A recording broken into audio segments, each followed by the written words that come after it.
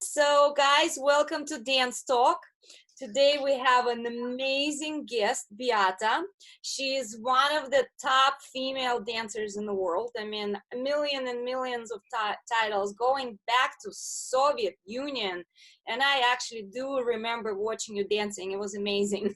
So former Soviet Union champion, I'm sure you were Lithuanian champion at some point, amateur and Blackpool, a world champion, and then actually one of the couples that turned pro and made a finals that same year, which usually takes about a year or two, but you guys were like, bam, right into that final. You just posted a video of you guys doing that in Blackpool, and I watched it, and I'm like, oh my God, I was totally there. It was amazing, but welcome.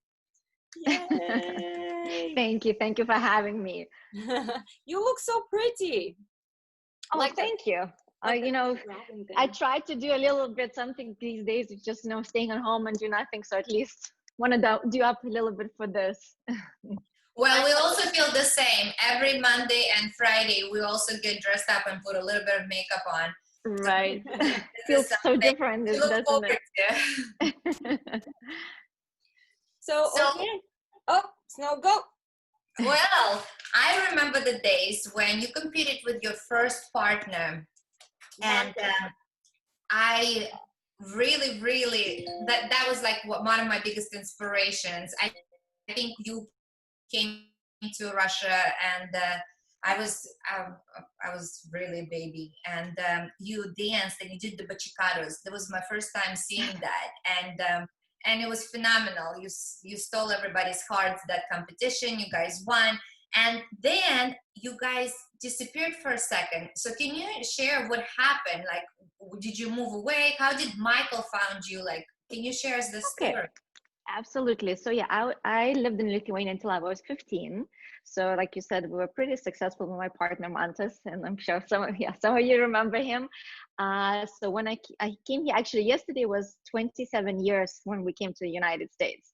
So I was 15 when I came here, and at that time, of course, there were no kids dancing, nobody my age. So the only way I knew that I can maybe find a partner was either I do pro-am or I turn pro. So of course, pro was not happening. I was still too young. So I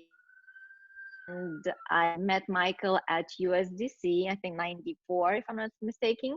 I did pro-am there. He saw me dancing, and at that time, I guess Europeans did not know what pro-am was. So he came to, I think Louis was standing next to him, and he asked Louis, like, do you know, like, what is the section? Why this young girl is dancing with this older gentleman? Who did you dance with? Sorry. With Victor Konevsky. Oh my goodness, I didn't know pro-am. Yeah, because when I came here, my cousin was already dancing here with Victor. She was doing some shows at the restaurants and things like that. So when I came here right away, she introduced me to him.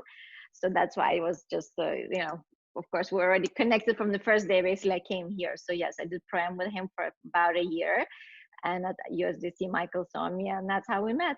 We had a tryout there, and then the rest is history. It's so cool that you mentioned that yesterday was the first day you arrived. It was the same for me. It was 22 years ago. Exactly, yesterday was the day. That's I so know. awesome. And you know, it's so funny also. I remember that when I came here, of course, I did not have my green card right away. And then when I started dancing with Michael, we were here. I knew that my green card is supposed to come sometime in spring.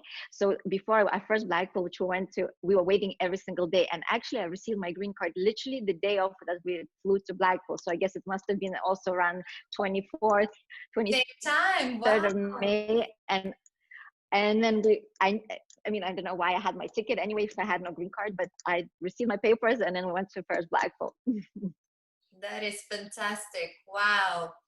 And your parents immigrated, right? So that wasn't your choice. It was the family's choice. Okay. Mm-hmm. But that kind of covered one of my questions, because I obviously remember you competing in Soviet Union, and then suddenly I already saw you in dancing with Michael in Blackpool. So I kind of missed that part of America. So my question was, did you immigrate to England or America first? But you kind of just covered it.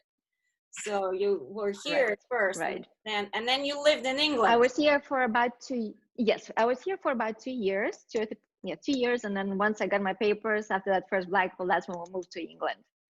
And we Right. were there for almost 10 years. Yeah, I don't know if you remember, but with Michael, we stayed at your place. You know how in England was popular, you rent a big house and rent out the Yes. rooms? And I remember for us, it was like, oh my God, we're staying at Michael's in Beata house. You know, those like kitchen parties. Yes, Well, good old times. yeah, truly, I think you guys are such icons because you were one of the first couples who showcased the speed and the level of like such a sport. Like it became a sport. It just forget about dancing, forget about anything else. It was just dynamite. Like you were so fast in every spin that you guys took, and you did variations of like one of my favorite tricks. I think I tried forever. It was telemark with a triple spin in it, and it was fantastic. And I don't think anybody ever after that was such a remarkable or memorable couple. Thank you. I appreciate it. You know, it was so actually funny when I started dancing with Michael. My style was so different. I was never a fast girl. I mean, I'm sure, Elena, you remember from old days, that was never a priority. It was about legs and feet and technique, you know. And then when I started dancing with him, it was not easy, especially in the beginning. And it's so funny now that people remember us as that, but for me, that was not my natural or like instinct. And I was never that kind of dancer. But of course, through the years and through practice, you know, it became that. See, people always think it's easy. So you just covered that. You're saying that it took time to develop it. Absolutely. That is fantastic. I mean, I definitely practiced after that. You made such an impact on my dancing and with biggest inspiration. Oh, thank you. So I thank you for that. Appreciate it. No, I think the coolest part was that you guys did it as a couple, because before that, I think we had fast girls that could spin, but the boys would spin them, or fast boys, but the girls are kind of more elegant dancing with them. But you did it as a unit, and I think that's what made it unique, even if it took you time to do it. Wasn't easy, let me tell you, wasn't easy. Like every time I watched it, you know, we all have very different styles, and obviously coming from the Soviet Union, technique was the priority, and legs. So I kind of stuck with my legs. So I've never also been a fast girl, but every time I was watching you, I'm like, oh my God, there is no way I could do that.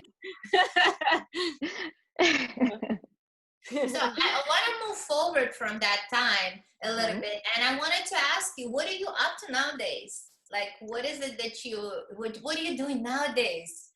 Well, of course, like, you know, I teach, I do judge here and there. I try not to judge too much because especially after me getting ill, it's kind of becoming a little bit hard for my body.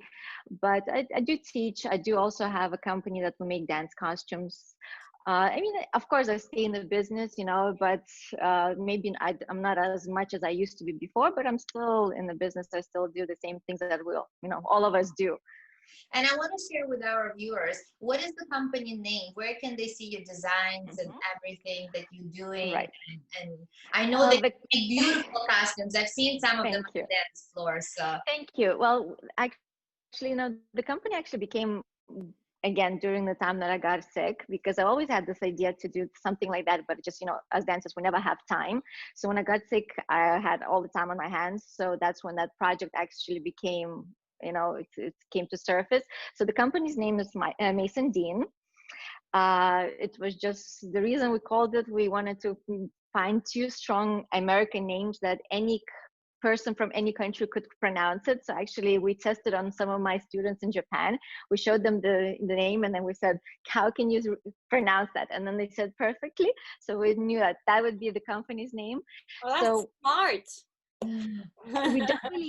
We don't vend at the competitions because it's everything made to measure. So it's all bespoke, you know, so it's one design per person. So we meet with the client one-on-one and we show them collections. We have a few collections a year, like summer, winter collection. And they just choose from that collection. Once they choose it, it's their design. We never repeat it for anybody else unless they want it for them. We repeat it in different colors. So basically, it's slightly different model from, from all the other companies, and that's why we don't vend. We don't have anything in stock. Everything that we make goes to the clients.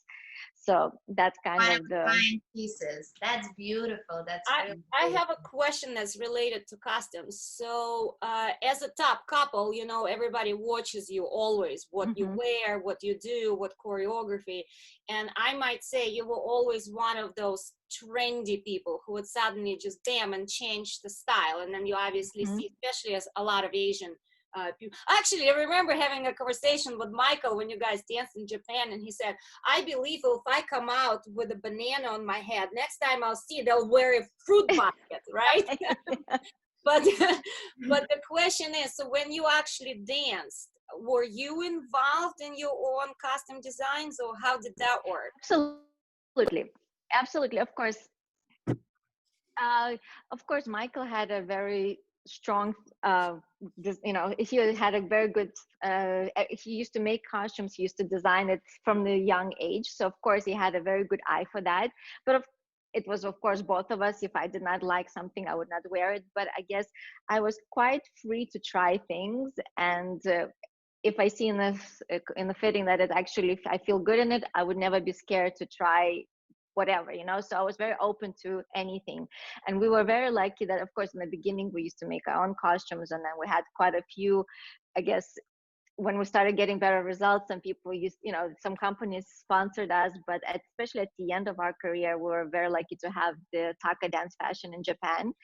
And with them, we had the most amazing time, because we would give them an idea, and then they come out with something like whatever we had in our minds, it just would be 100 times better, and because I was the same size as most of Japanese dancers, my costumes used to sell right away. So I used to just wear it one time, and then they would be sold right away. So I used to get any costume anytime. They used to even fly people to have to fittings. Doesn't matter where in the world we are, they would come to us to fit us. So it was really an amazing deal with them. So we're so thankful because wow, that's great. Yeah, you probably made their name known at that point. Were they a young company, or because before you guys, I've never heard about them? Right. I think yes, after us they became known worldwide. Yeah, they were very known in Japan, but I think we probably were the first ones to bring them, to the world. To the stage. Ta-da! Can you share what disease did you have and how do you deal with it? Because we have students who probably gone through the same things, and I wanted to, what keeps you positive? What gives you this inspiration? Okay, absolutely. Well, at the end of 2015, I was diagnosed with the stage 4 ovarian cancer. Unfortunately, I want to say something that at the moment I'm going through the treatments again. I just started actually this week. Nothing. I learned that now it's as long as you can be fixed and done, as long as you catch it early, which we did it now. It's quite early. So what happened basically from nowhere, I was feeling fine. I was, just newlyweds, trying to get pregnant, and I was going through all the treatments to see everything was fine. And then suddenly I did not feel well again, nothing major. Went to the doctors, and they told me stage 4 ovarian cancer. So that of course was a very big shock, because a few months ago when I had all the tests done, everything was fine and nothing wrong. And then in a couple of months everything goes into stage 4. Went through all the treatments, was back to normal. 2 years ago in summertime, again, had a small mishap. So it seems like, I know that my life has changed forever now, and I have to be on top of everything. But it's something that you never expect. And it's just, it can happen to anybody, because, we think that we're dancers, with sports people, we look after each other, like after ourselves, we eat well, we exercise, we try to live as healthy life as possible, but it doesn't matter. It can take, it can happen to anybody, any age. And it's just something that we all have to be very, aware of, because I'm sure everybody in this world have somebody that they know in their family or friends that, were touched by this horrible disease. But in a positive note, there's so many new things every month, every year. So as long as you're, you listen to your body, if something is questionable, as long as you go check yourself, because if anything can be fixed if it's caught early. Right. So how often do you have to now go and check yourself? Well, usually it's like this. After you have it big time, you go every month. And then when you're cancer free in remission for a year or two, you go every 6 months. And then the longer you're cancer free, it goes further and further and further. Since I had something 2 years ago, so I've been constantly going every month. So I do have blood tests every month, and that's why this thing would happen now. In every 6 months I do a CAT scan, and then beginning of the year I had a CAT scan, and we saw a little change, and we decided to see and wait. And then I had another one a couple of weeks ago, and then again it changed a little bit. So now we know that we have to be proactive. So I'm going to be going through the treatment through the summer, but it's one of those things. It's nothing. I'm not going to lose my hair or anything like that, which I'm very happy. I know it's such a small thing, but I'm happy about that. But you just have to be on top of things.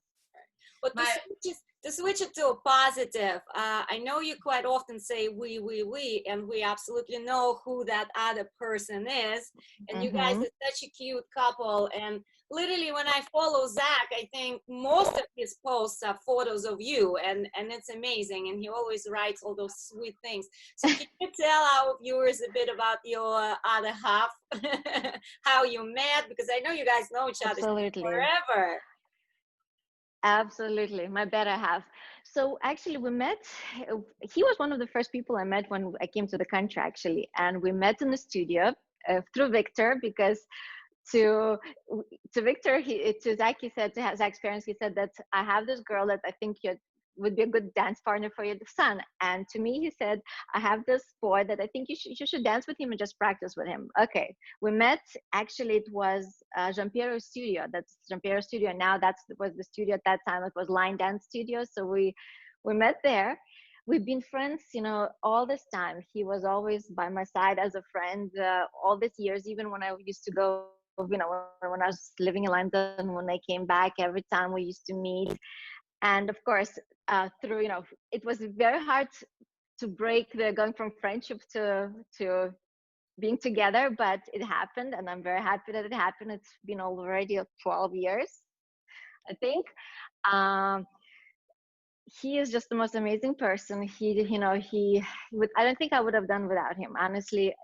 Everybody says that it's hard for the person who's going through what you're going through, but he was there by my side every day.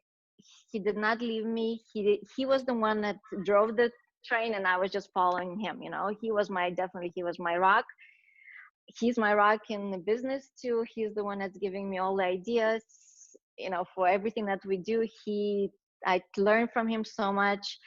He's done so much also on his own. He had the first company, the management company. I'm sure it's the first and only that I know of in dance world. His clients were Ricardo and Yula and Boyko and people like that. So he's been doing a lot of things that I would never even dream or know how to do. So, it's an amazing feeling to have somebody like that next to you, because I can always, count on him. And yeah, he is the most amazing person. I mean, he's definitely pushed and shared ideas with other people what they should do, definitely directed lots of people. And he's also a fantastic dancer. I wish that at one point in my career that I had a tryout with him, because he was definitely very, very creative and one of the most unique dancers. So do you guys dance at home? Actually, no, we never dance at home, but we do love to go, like when we go to clubs, we like to dance like Latin clubs. We like to dance there, but we never dance at home. Before we started dating, when we were dating, we always used to say, we're going to take lessons. We're going to go for Argentine tango, and we're going to do this and that. That never happened, but when we go out, we love dancing together. I need to send text message to Zach. Take Beata for Argentine dance lesson. Once Corona finishes. when Corona's finishing, yeah. I'm so used to this that I feel like I live in this room, considering that we're doing classes. Do you teach online? I haven't done much, I must say. I haven't, no. So I you didn't just because most of my enjoying the staycation. basically, yeah, I've done all the cleaning and all the tidying and all of that is done, but yeah, I haven't done much teaching. No. Where you guys live? Are you in New York or New Jersey? We're New Jersey. We're in New Jersey. So, like coming back to Argentine tango, I know Zach is friends with Michael, and Michael right Yes, now is super I know. involved. And you should totally take him up on this whole idea. I know that. I'm sure Michael is very busy as well, but one day maybe, yeah, we need to give him a call. Right? And he'll take you to some club in New Jersey, so you know where to Right. go. Exactly. Yeah. I mean, me and Michael did our first Argentine tango show after seeing Carlos Gavita in Miami. Do you remember that? So we found him in New York, and we're like, oh, we're ballroom dancers. We saw you compete at this event, and like, we want you to do a show for us. He goes, I don't teach ballroom dancers. But this is how we got into it. And then once we stopped dancing, and he just started. I did not know that you got into it as well. We Okay. did, and I actually even asked him, hey, let's do a world championship. And he's like, no, we're too busy with Latin and everything. I wanted to do a Mambo Worlds. I wanted to do Argentina. And he didn't want to do it. And now he's doing it. And I'm like, really? Like, so unfair. But anyway, yeah, that's how we got into it. And it's so funny that I'm hearing from you a bunch of words that, like, the same date we arrived, and literally you said, I met Zach first week I was here. I pretty much too. It's like, I know, yeah. Funny. I guess he's we all a connected guy, right? Yeah. Well, Zach was definitely a connection, right, for many people, because he was here and his family was here. So everybody who arrived was pretty much introduced. And also, I think he had a dance school, right, for children. He did, yes. Saddlebrook, Saddlebrook, yes. Saddlebrook in New Jersey. Yes. So that school is still existing. We found out that last week, and kids are still dancing in that school. So that was him who started it with Max, and then Max proceeded, and now there is a younger couple who owns it. So that definitely was the first one to welcome people. But let's get away from Zach's stories and get back to you. Okay, we're done with Zach. You're the superstar of our show. So is there any advice that you can give to professionals when they either about their partnership or practices? I know you've done it for so many years, and they always ask the question that comes up to surface all the time is, what should we do? How should we practice? What is the inspiring things that we can look forward to? What inspired you, and how did you and many of your partners practice? I should ask. Well, I guess everybody's different, and I can only talk for ourselves. So of course, Michael was my longest dance partner. With us, what made us, what made it easier. Because of course in the partnership, there's always one that's stronger, one that has to kind of balance things out. And I was the one balancing things out, because if I knew that if I would be as strong as him, we would not be able to practice, because we'd just be fighting all the time. So for me, it was, I needed to know when to, sometimes it's better not to say anything if you want to actually achieve what you're trying to achieve. So I would definitely say that sometimes when we're all in the heated moment, we just want to go further and just go like this. And to me, that I could see that if I do that, I would have to stop. So I definitely would say that think about it. It's hard, because sometimes when you're in that moment, you just want to scream and jump, but sometimes maybe just see the situation, and maybe it's better not to say something that you would regret a little bit later. So definitely in our partnership, that was a big thing. I needed, for myself, I needed to know when it's the right moment to say, when I really wanted to say, or when it's sometimes maybe better to wait. That definitely was important for me. Would you say that the partnership, I don't want to say gotten easier, but once you get to know each other, sometimes relationship goes worse and worse, and then people stop. And sometimes because you know each other so well, it actually gets easier and easier because you know the other person. So how would you describe yours with Michael? Definitely it got easier because first of all, so we got more mature, you know, because I started dancing with him when I was 17. So with the years, you know, you grow as a person, you grow as a dancer, you grow together. So definitely with time it got easier. And also we were always very good friends. Off the floor, always. On the floor, as you know, we all have, I think, so it's very different on the floor, but off the floor we're very good friends. So I definitely with time, with age, you know, it definitely became easier for sure because you learn how to deal with things. You know what works and what doesn't work. That's great. That's great. I mean, it's.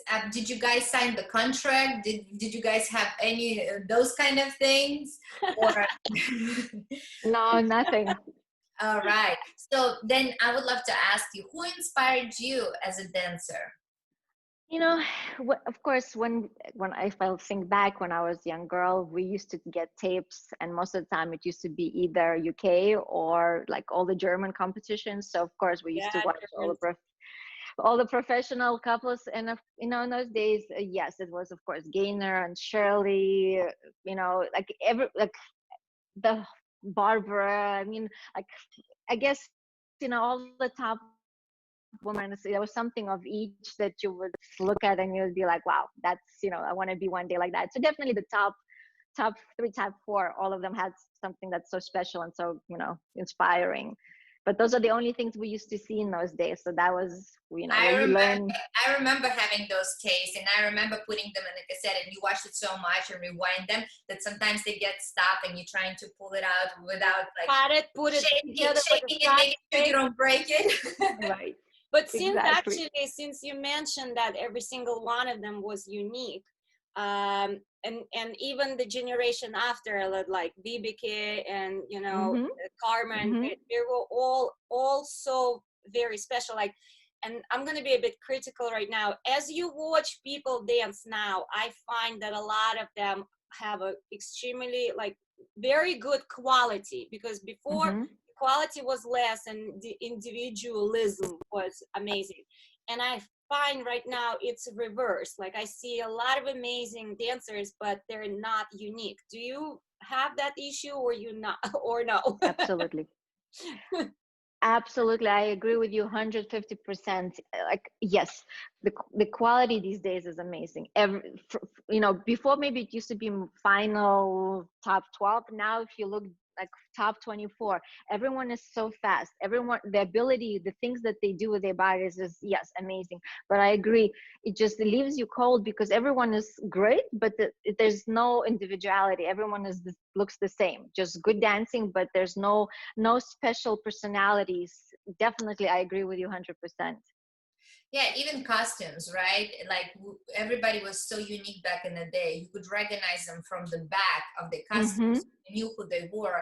Nowadays, I find it that I don't see special character in it. Like everybody is not as packaged. I think maybe the social media makes it different because nowadays we used to get once like every half a year that one tape. So we used to study that tape so much, but now everybody sees so much, and you can see any competition, any show in any small town.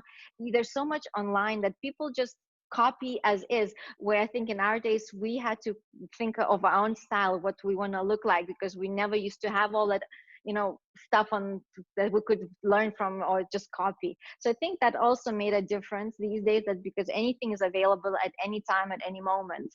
So people don't appreciate as well when they see a top couple, they don't appreciate it as much, I think, than when they used to do before, because before when you see somebody, it would be once in the blue moon, and now you can just go on computer and just watch anything that you want. So I think that's changed our world as well. True. World of information. So it's advantage and disadvantage to have YouTube channel.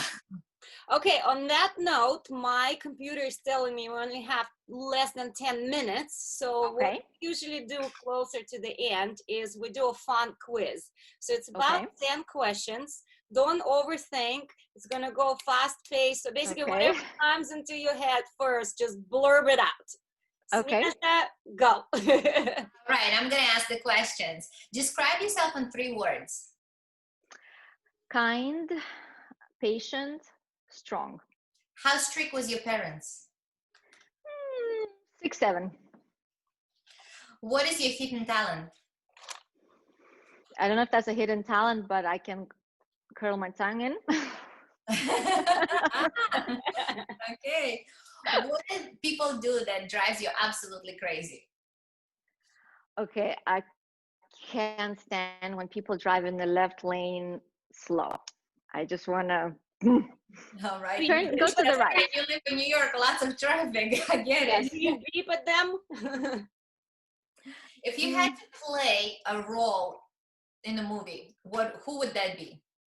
Who would that be? A movie.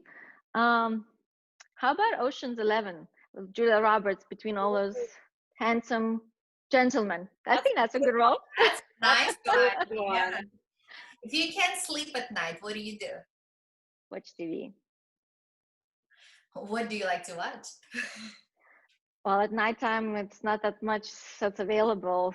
Anything that actually, I'll tell what I like, which drives Zach insane. I like all the Law and Orders, all those CSIs. I love that kind of show. I actually love those movies. Okay, we found something in common between three of us. All right. What is your favorite body part? My eyes. Ooh. They are beautiful, that's for sure. Thank you. What are you afraid of? I'm terrified of heights. What would be your dream vacation? Somewhere like Bora Bora, Maldives.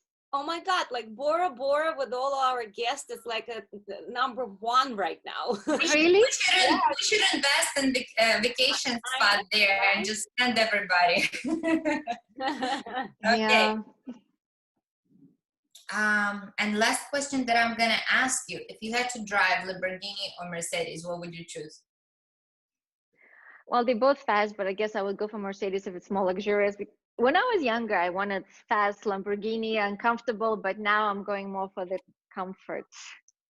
Hey, Babette! So probably Mercedes. If you had if you had a magical stick, what would you do? What one thing you would change about Zach? Here we go. Oh. Ooh. He's not a morning person, and I am, so I would change that so we both can be more active in the morning. Together for breakfast. Got it. Super cool. That's all the questions that I had. I made it just briefly. Hey Beata, I couldn't just not say hi to you. I'm sorry, That's life okay. is crazy, and I had so many other commitments. So, but I just wanted to say hi. So I'm just storming in here. What's going on? Hello. Quiz. We have few last minutes, and we asked Viata all of her life stories. We loved having her, and I'm looking forward to actually have her in one of our other shows. Maybe we can have use a couple with Zach, and we can ask you lots of Absolutely. questions. I would love to. That would be fun. We'll do the wife versus husband shows. I love those. It's a great idea. That would be a good thing and a bad thing. Right, exactly. You get to quiz each other. Well, thank you so much for chatting with us. I know Thank you but is there anything that we can plug in or advertise for you or let the viewers know besides that you beautiful one-of-a-kind dance designs? I think whatever I just said, there's nothing really, Where can they tune in and follow your story? What is the best place that they can reach you at if they want to have a lesson or if they want to just chat with you? What is the best? my website, on Facebook, anywhere where they just see my name, they can find me there.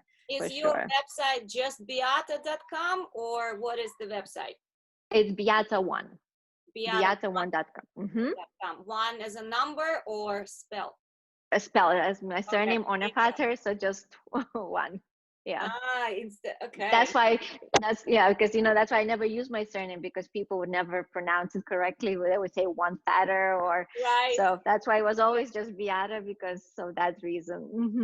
Thank you so much for joining us, and we are definitely looking forward to have you one more time. Thank you, girls. Thank you so much for having me. I'm gonna be there. So thanks for being here. I'm sorry I'm just popping in last minute. Again, never want to miss anything, or You're gonna have to watch the show, okay? Yes, I will watch the show. All right. Bye. I'm out. Bye-bye. Have a beautiful day, girls. Thank you as well. Thank you so much Thank for you. watching. Bye.